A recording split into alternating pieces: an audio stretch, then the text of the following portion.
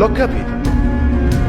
Ho realizzato che se ci riprovo, e ci riprovo, e ci riprovo, fino al punto in cui la mia mente dirà, ah, accidenti, ecco, ok, arriveremo a capo di questa cosa, perché lui non si fermerà. Non mi sono dato via d'uscita e la mia mente lo ha capito.